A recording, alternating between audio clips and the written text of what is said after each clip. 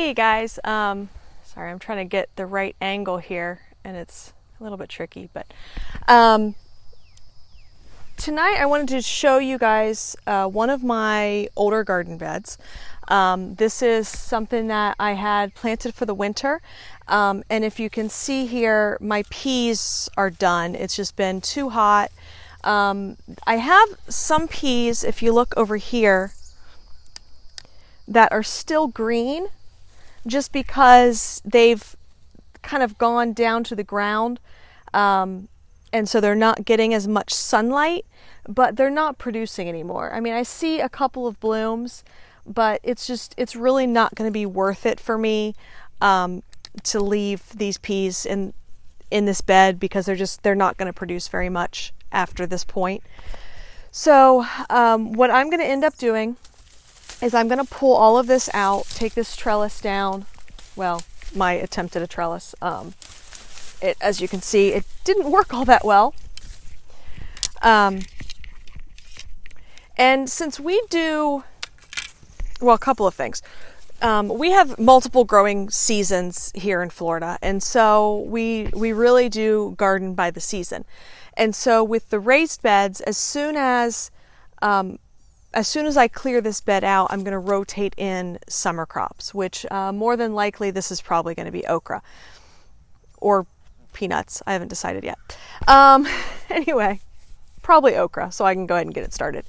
But a few things you can do when you retire your beds. Now, if you have just kind of one growing season out of the year, you can actually go and cover your bed with plastic at the end of the season. Or you can do it before your next season, and you want to have it covered for at least a month, and you're gonna solarize the bed. And what's going to happen is you put that sheet of plastic over top of your bed. I prefer black plastic because it blocks the light. I've seen some people recommend clear plastic.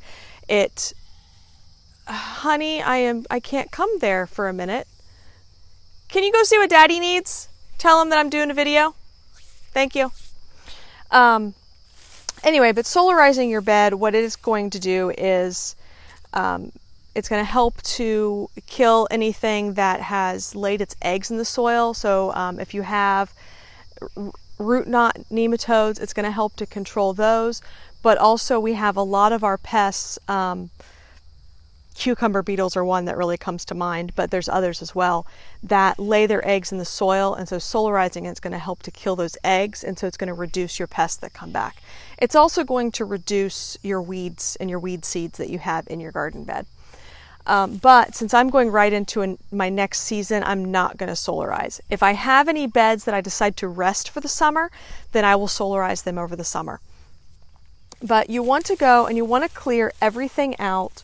If you have any spent plants, like this here is Choho, what is it, Komatsuna, and the caterpillars, you can't really see it all that well. The caterpillars have really gotten a hold of it, plus it's gone to flower, and so it's not going to do anything for me at this point. So I'm going to go ahead and pull it out. I do have some marigolds here that I'm going to go ahead and leave. I do need to do some deadheading, but the marigolds are going to continue to be a good beneficial companion plant for pretty much anything that I plant in here. So I'll leave my marigolds. Now, if you can see past my peas, if you can see back in there, and I've got that orange marigold back there, but back there I still have kale that's doing really well despite the heat. And what I'm going to do is, since I want to just go ahead and retire this bed, I'm going to go ahead and harvest that kale tonight, and we're going to have some sausage, potato, and kale soup. So if you like Olive Garden, it's essentially their Italian wedding soup. So I will put a link to that recipe after I'm done with the video. But anything that I have in this bed, so my peas, any of my spent plants, those I'm going to pull out and I'm going to put in my compost. That way they can break down and they can be used to fertilize my beds in the future. I still have my irrigation lines. Let's see if I can tilt this down here for you guys. You can see my irrigation lines that I have, the PVC that goes through there. Here's some more of that Komatsuno, which actually, it doesn't look too bad, but I don't know. I may hold on to some of that just for salads, but the caterpillars have gotten a hold of it too. And it just, you can tell because these peas were creating so much shade over this bed. I'm going to do this differently in the future. But anything that was planted to the interior of these peas just did not get enough sun. And so, like, I had some more Komatsuno in here and the growth just got completely stunted. So they never really did anything for me. But the kale did well, but I think it was just the fact that enough sun was getting in over the peas that the kale was able to get enough sun. In the future, I'm probably going to have a trellis in the center, like a tall trellis in the center, and only have peas in that bed. Or I have the trellis towards the back and I put like carrots or something low in the front, but something that's not going to compete with the peas. But that's really all I am working on. We were supposed to get rain tonight. We didn't end up getting it. So that's a good thing. That means I get a little bit of time to work out in the garden tonight. We did get a lot of rain, yesterday. And so everything is still very wet and the animal pens are really muddy.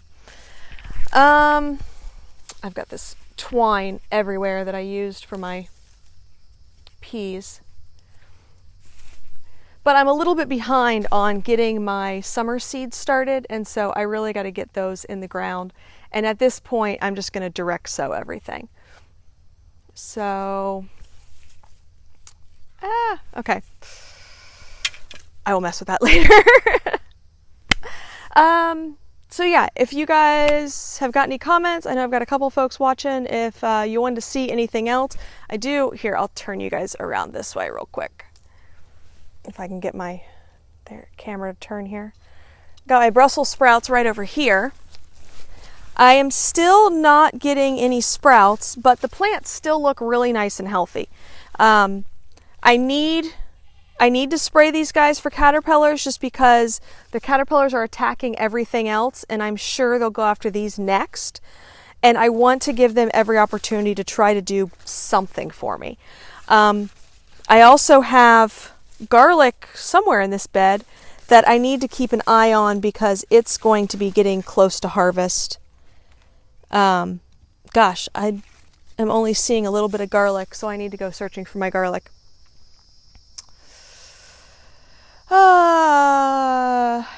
That's kind of all I've got right now. Actually, here, tell you what, I feel like I didn't talk enough tonight.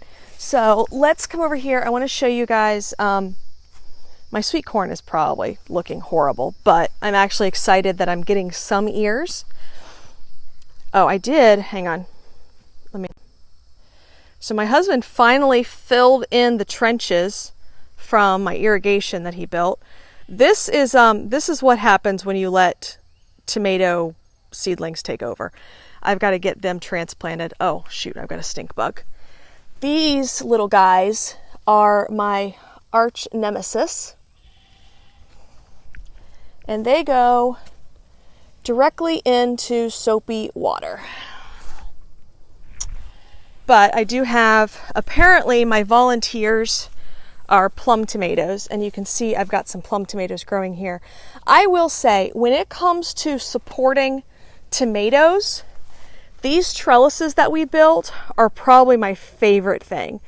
And all this is, these are 4x4 posts that we have sunk into the ground, and they're kind of supported by one half of the raised bed.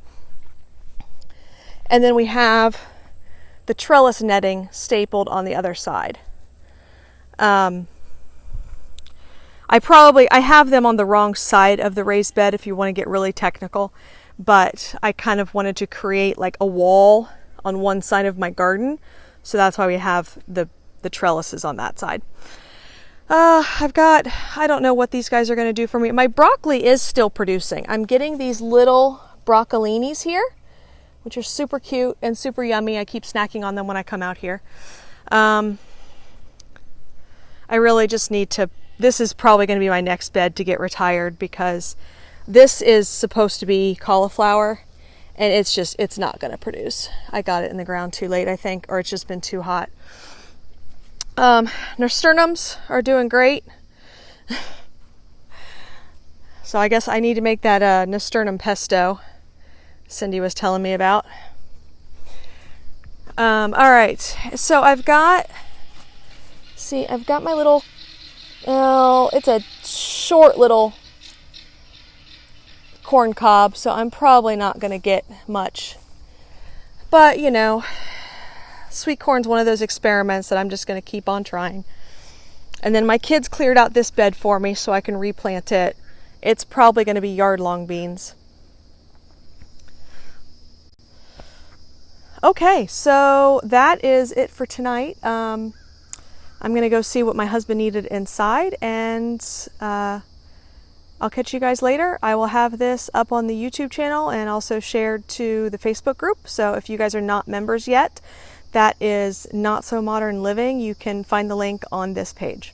Talk to you guys later. Bye.